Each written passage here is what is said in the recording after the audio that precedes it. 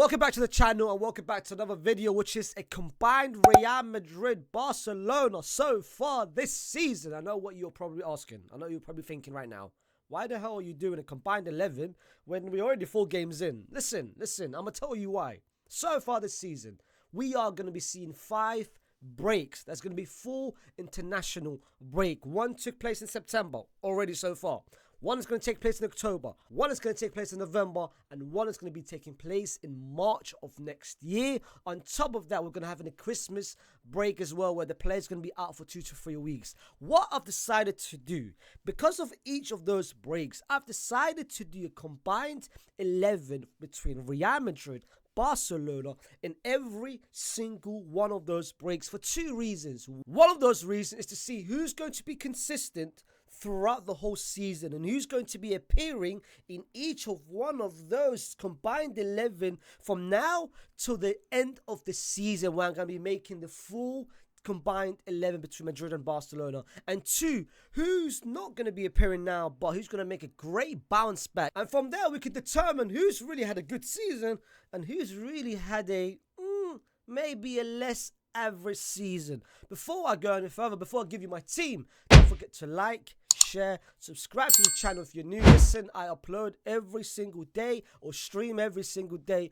all La Liga content. You came to the right place. And also comment down your thoughts of what your 11 would be and whether you agree or disagree with my selection. All right, let's start with the team. And in goal, I think it's very easy. I think it's very agreeable, and it goes to Thibaut Courtois. For me, Real Madrid, one of Real Madrid's best players. Real Madrid hasn't started well this season, but Thibaut Courtois has been one of our best players so far. Of course, we've conceded less than Barcelona, which helps as well. He is ranked 5th in La Liga in terms of XG preventable saves. I think the Stegen's ranked outside the top 15. So for me, it's an easy decision. It's not something that we have to really talk about for a long time. Moving on to the defense and the right back position, I went with Koundé. I think, first of all, listen, he's played more minutes than Carvajal. Secondly, I think he's been more consistent throughout so far the 4 games. He's more involved as well, going up as well. I think this is his biggest weakness last season, where Lamine Yamal was always stranded by the island by himself and no one was really supporting him, especially Koundé.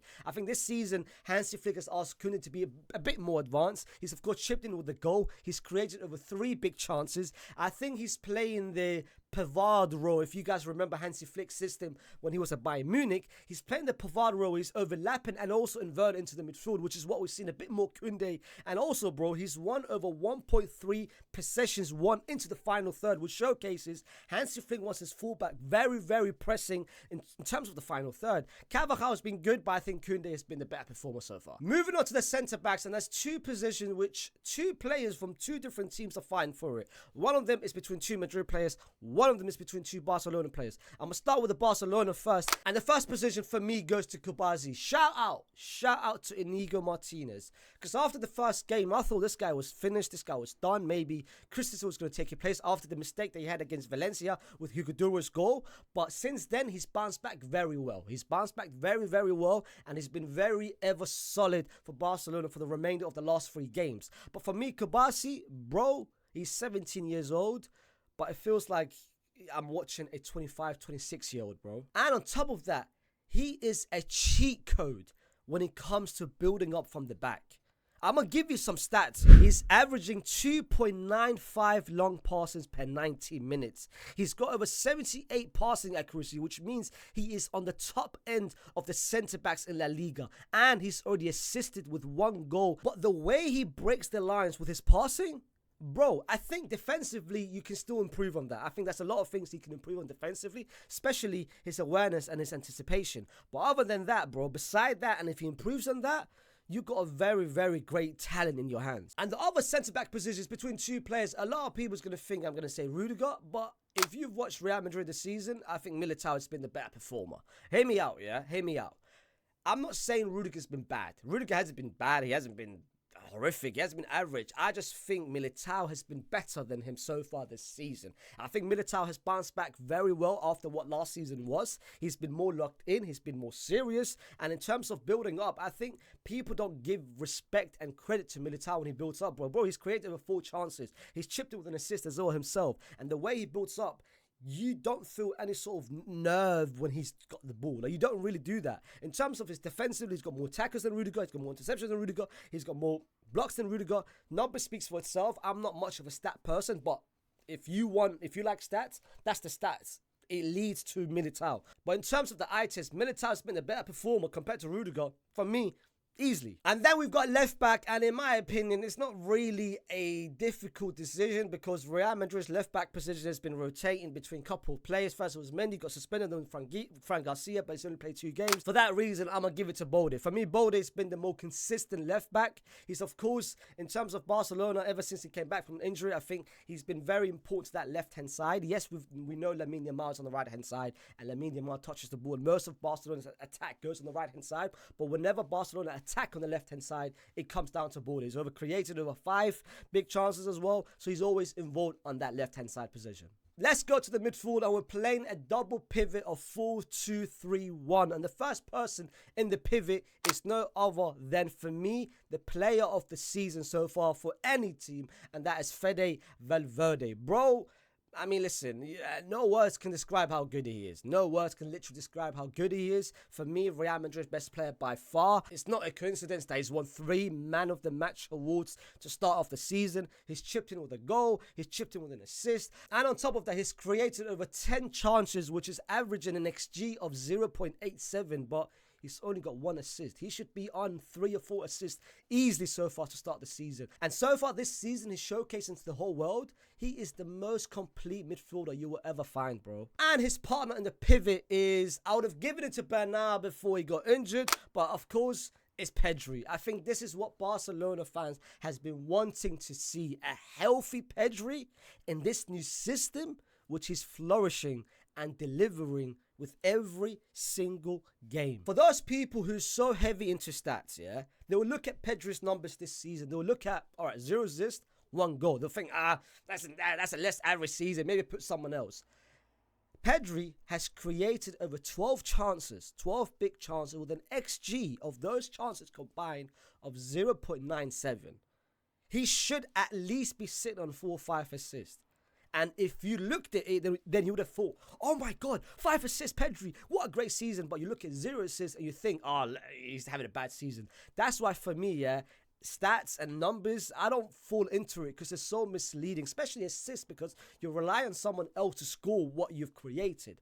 But if you actually look at Pedri in this new system, the biggest myth about Pedri and the biggest obstacle for Pedri over the past couple of years was defensively. A lot of people made fun of him defensively. Oh, he's never good defensively. He's always a liability when it comes to the defensive end. This season, he's improved that so much. This season, he's averaging 1.3 tackles per game, 1.2 interceptions per game to start the season. So he's already pretty much more locked in, more serious defensively. Before, it was like he would look at it, he's never committed defensively. Like he's rotating between the 10. He would just look, drift, and say, you know what, he will chase the ball, but he was never locked in. This season, he's taken it, and he's actually been more serious, and he has to, because Hansi Flick is relying on him, as he is essentially the number 6 and the one that's going to be controlling the midfield, and he's doing it with ease, bro. Like, fair play to him. Moving on the right-hand side, I think it is really a no-brainer, and I think there's only one person competing for that, and that's Lamine Yamal, man. Let's not even debate about it. Like, listen, 1 goal,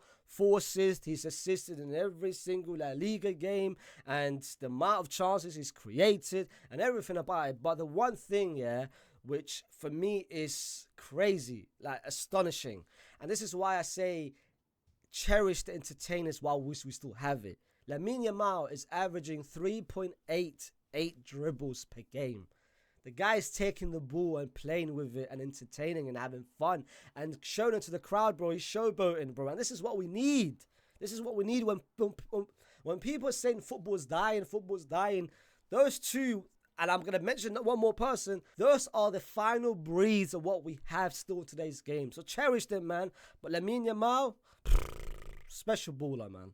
And then as a 10, I would have given it to Olmo, but Olmo really and truly played 1 full 9 minutes and came on off the bench against Rayo in the second half. So it's not really fair for me to put him when someone else at Barcelona has played much more minutes, played all the 4 games, and actually been very good and played literally all throughout the whole front trio. And that's Rafinha, bro. Rafinha, 3 goals, 2 assists. But one thing about Rafinha this season, he's doing everything. He's doing all the dirty work, all the behind the scenes, the tackling. He's averaging great tackles, great interception. He's running around. He's run the most of any Barcelona player by far this season, which showcases that he's hungry and he's willing to fight for the team. And in my opinion, you can't not have a starting 11 combined Real Madrid Barcelona and not have Rafinha, because you have to give him respect of what he's done so far this season. And then on the left hand side, for me, it's a no-brainer as well, is Vinicius Jr.